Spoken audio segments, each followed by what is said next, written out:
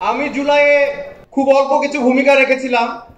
অনেক master mind আছে আমরা জানি, যারা আপনাদেরকে আহত করতে সামনে পাঠিয়ে দেয়, আপনাদের শহীদ করতে সামনে পাঠিয়ে দেয়, কিন্তু নিজে সামনে যায়।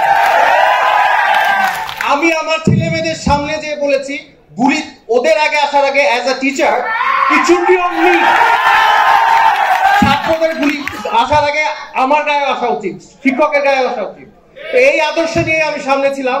আমি কাউকে সামনে যেতে বলি নাই যতক্ষণ না পর্যন্ত আমি নিজে সামনে ছিলাম। এখন আমাদের জুলাইয়ে আমরা কি চাই, আমরা কি আশা করেছি, এটা নিয়ে দেখা যাচ্ছে সবাই হতাশ। এই হতাশাটা কি আমাদের প্রাপ্য ছিল? আমরা সংস্কার চাই, কিন্তু সংস্কারটা কি সেটা আমরা যেটা চেয়েছি সেটা কি পাচ্ছি কিনা সেটা দেখার বিষয়।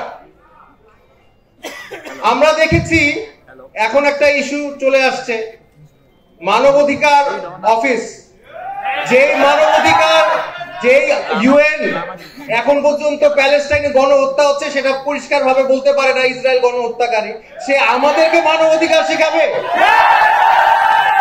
2013 সালে যখন গণহত্যা করা হয়েছে আমাদের উপর, তারপরে যে শেখ হাসিনা আপনার উপর আমাদের উপর অত্যাচার করেছে, তখন পর্যন্ত মানবাধিকার কোনো কাজ করতে পারে নাই। এখন এসে তারা আমাদেরকে মানবাধিকার শেখাতে আসছে।